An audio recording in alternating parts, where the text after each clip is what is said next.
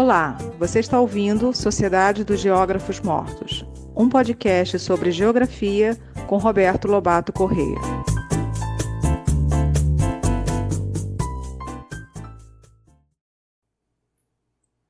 Alô, boa tarde a todos e a todas. Nós vamos dar início ao segundo episódio da quarta temporada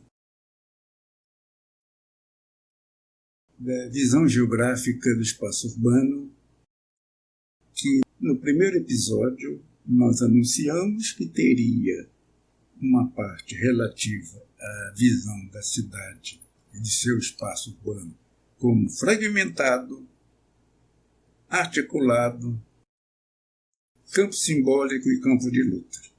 Nós vamos ver agora, então, esta visão que considera o espaço urbano como um campo simbólico, como campo de luta, e, ao final, nós faremos uma análise complementar a essas quatro visões: fragmentado, articulado, simbólico e campo de luta. Ok? Vamos começar, então, vendo espaço urbano como campo simbólico. Vejam a temporada 2, episódio 4, no qual se fala de que toda ação humana é uma ação simbólica.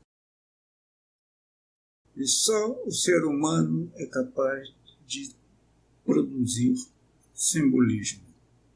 Isso é de Leslie White, 1947. Ora, o espaço urbano também, enquanto produção humana, está impregnado de simbolismo. Ele não é apenas fragmentado e articulado. Ele não é apenas um espaço econômico social. Ele é também e simultaneamente campo simbólico. Está impregnado de simbolismo.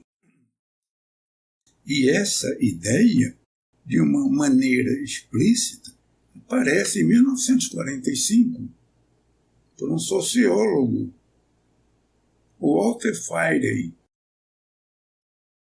que fala de sentimento e simbolismo como variáveis ecológicas, mostrando que a cidade tem áreas dotadas de um enorme simbolismo que, nessa perspectiva, vão diferenciá-las de outras áreas. Ou a cidade apresenta pontos, uma localização pontual dotada de enorme simbolismo que vai distinguir esse ponto de sua circunvizinhança imediata. E sobre isso há um campo enorme para pesquisa. É uma geografia cultural do espaço urbano. Campo simbólico. Campo simbólico que inclui, por exemplo, a resistência de certos grupos sociais de permanecer num dado bairro mesmo após terem sido alteradas as condições que levaram esse grupo a ali residir. Isso é muito bem estudado por Freire, estudando tanto bairros tradicionais, nobres, na cidade de Boston, como também bairros degradados, habitados por uma imigração italiana nos primeiros 30 anos do século XX. E italianos esses, os idosos, que continuam no bairro, mesmo após terem saído de condições sociais de subalternidade. A cidade está impregnada de significado. Certas áreas gramadas, parques, cheios de significados que remontam à história da cidade. Ali estão guardadas algumas tradições. Para não falar também de monumentos, estátuas, templos, cemitérios, mausoléus de guerra, que criam simbolismo no espaço urbano. E isso se relaciona com o processo de fragmentação. Não apenas fragmentação da paisagem e do uso da terra, mas uma fragmentação do preço da terra. O que é uma praia como Ipanema? O significado de status que a praia tem, implicando numa seletividade dos moradores que vão habitar a orla da praia. É econômico? É, mas é simbólico. E o que se imaginar a respeito de espaços caracterizados por um simbolismo de origem nas religiões de matrizes africanas, que nós não conhecemos, ou das religiões cristãs. Imagine que são as colinas, os morros, que à noite, em certa época do ano, são ocupados por grupos evangélicos para orar, imaginando que ali seja uma representação de montes sagrados da Terra Prometida. O Morro do Cardoso, por exemplo, é um deles. Em São Gonçalo, há outro. São formas simbólicas que ocupam o espaço. Que relações elas têm com a fragmentação espacial? Como uma forma simbólica, simbolismo, caracterizando uma parte do espaço, está inscrita e se insere na organização interna da cidade. Como ela é percebida e vivenciada diferenciadamente pelos diferentes grupos sociais que habitam a cidade. Este é um campo amplo para a pesquisa.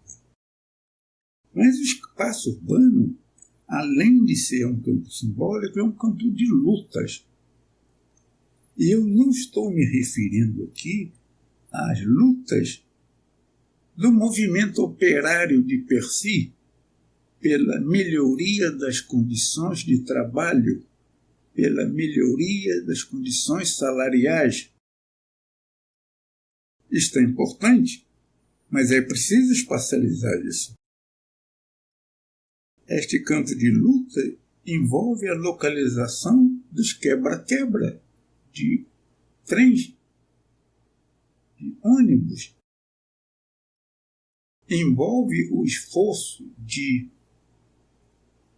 grupos sociais descerem da favela para o asfalto para protestar contra assassinatos, usurpação de direitos, melhorias de qualidade de vida. Envolve também aquilo que foi importante nos anos 70 e 80, chamados movimentos sociais urbanos. Qual é a geografia dos movimentos sociais urbanos? Como eles estão inscritos na cidade? Que relações eles têm com as áreas no seu entorno? Campo de lutas de toda a ordem. E o território das facções do crime organizado, seja do narcotráfico, seja das milícias, que são manifestações também problemáticas que sejam e são das lutas no espaço urbano. Mas é preciso chamar a atenção que não se trata de lutas no espaço urbano, como se o espaço urbano fosse apenas um palco inerte sobre o qual desenvolver-se-iam lutas sociais. Como campo de lutas, significa dizer que o espaço urbano é objeto também das lutas sociais. Eles fazem parte da dimensão espacial, eles são a dimensão espacial das lutas sociais. Este é um campo da geografia urbana, do estudo sobre o espaço urbano, extremamente interessante. Um tema difícil, perigoso, quem sabe, mas extremamente importante porque nos ajuda a entender o espaço urbano. Vocês imaginem o que é para quem mora na Zona Oeste, em Rio das Pedras, mas hoje em toda a Zona Oeste, progressivamente, cada vez mais na Zona Norte, na Baixada Fluminense, o espaço de lutas entre grupos do crime organizado e as formas de resistência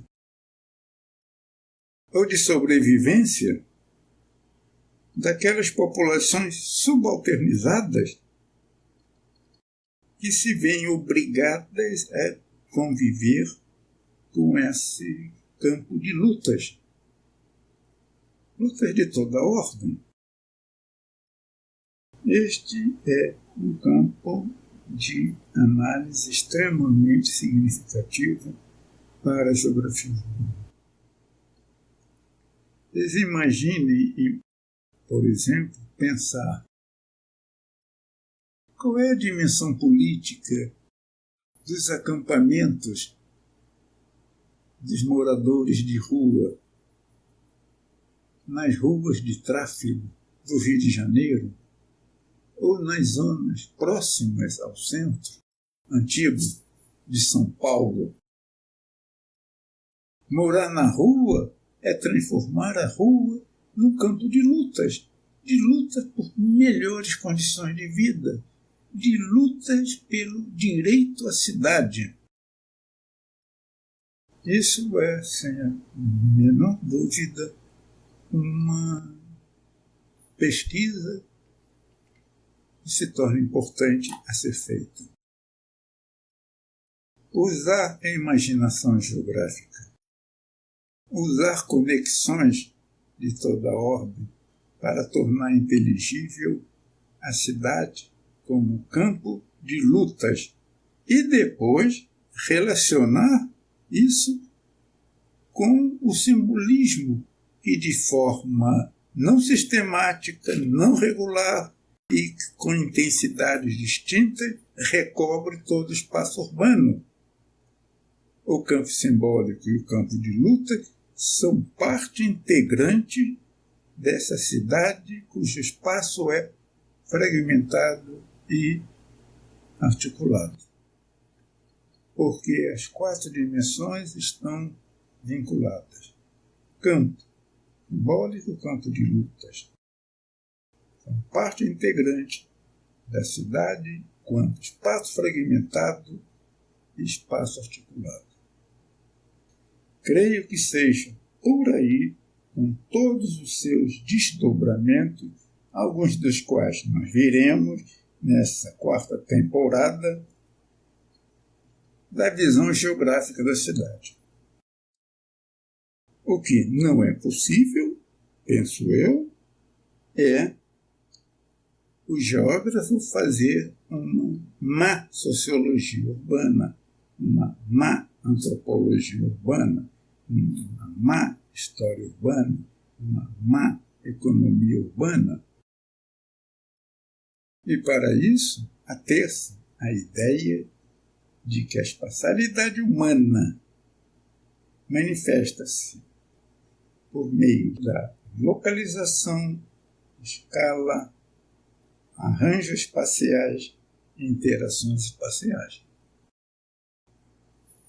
da ação humana, envolvendo espaço e tempo.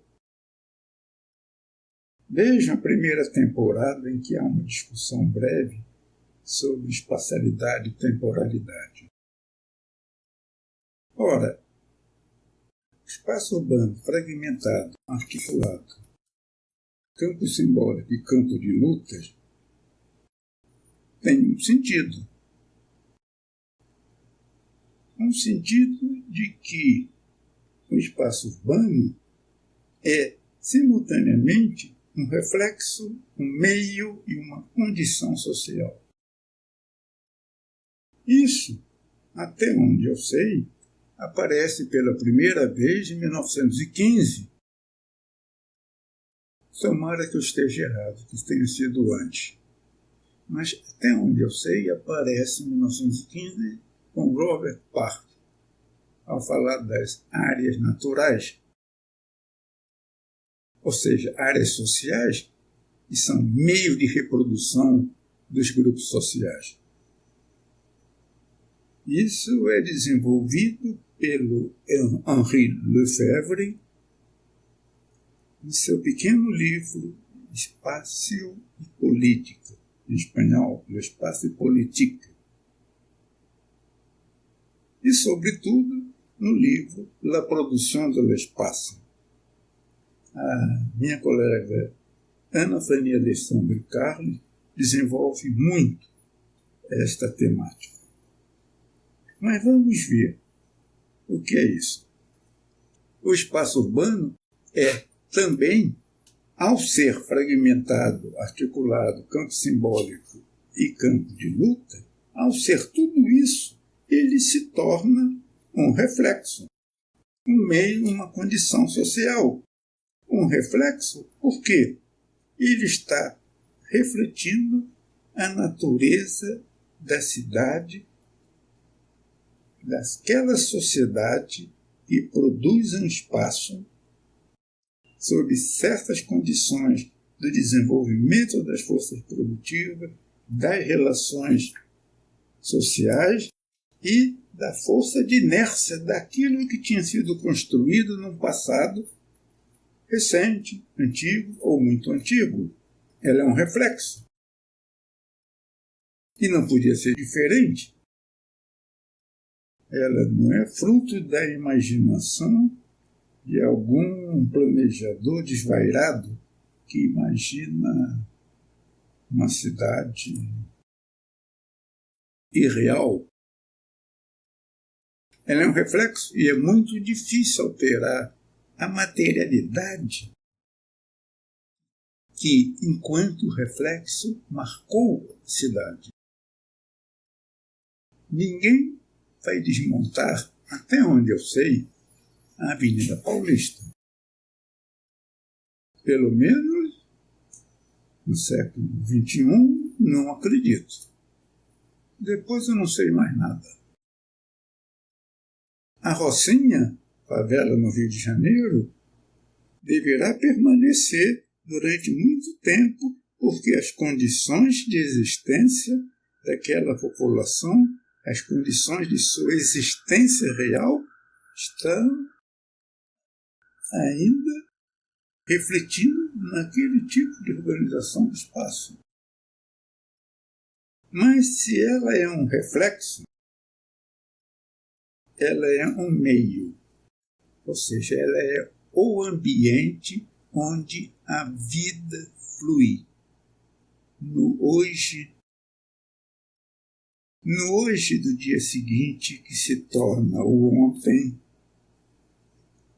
no amanhã, é um meio onde as relações sociais e a vida econômica, a vida política, a dominação, os preconceitos, as lutas, o imaginário vive se efetiva.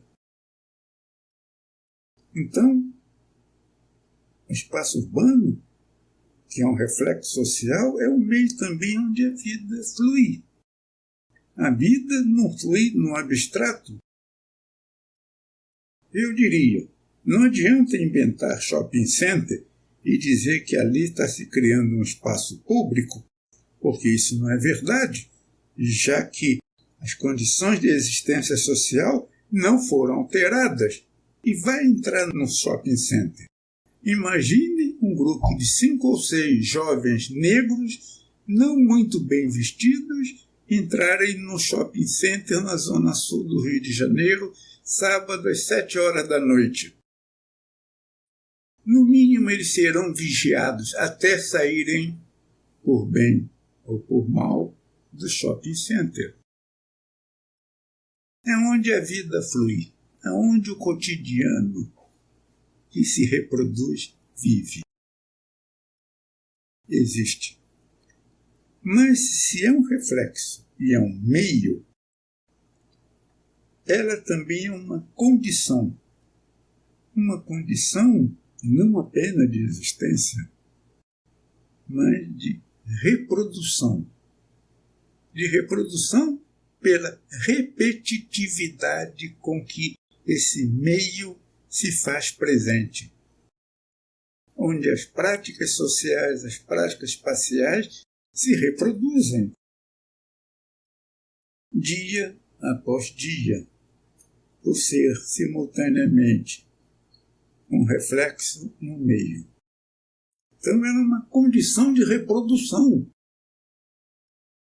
Por isso é que se pode dizer que a produção capitalista do espaço urbano, com sua monumentalidade crescente, de condomínios exclusivos, vias expressas e shopping center, esta produção existe para reproduzir o sistema social, por várias razões. Que esse sistema é reproduzido, mas também e cada vez mais pela produção do espaço, pelas obras que a ação humana produz. Portanto, quanto mais tempo durar o capitalismo, mais difícil será a sua substituição, por causa do poder de reprodução da ação capitalista sobre o espaço.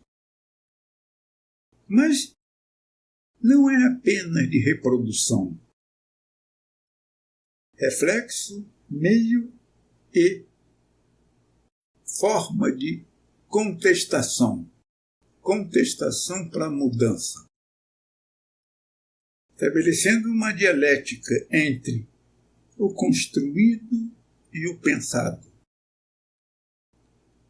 A partir de uma existência profundamente diferenciada, desigual, numa sociedade de classes.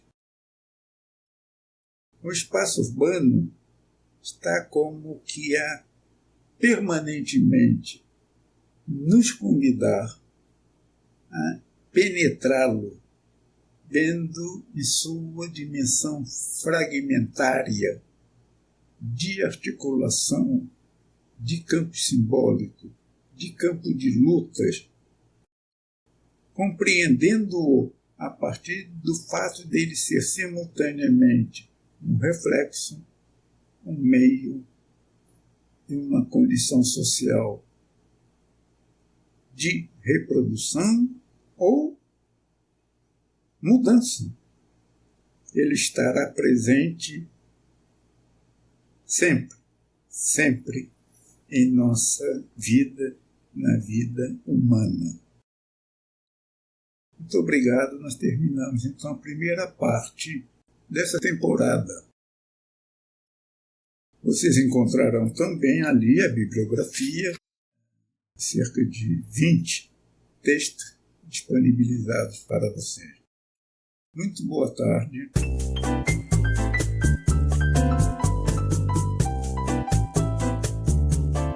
O podcast Sociedade dos Geógrafos Mortos tem produção de Rafael Lia.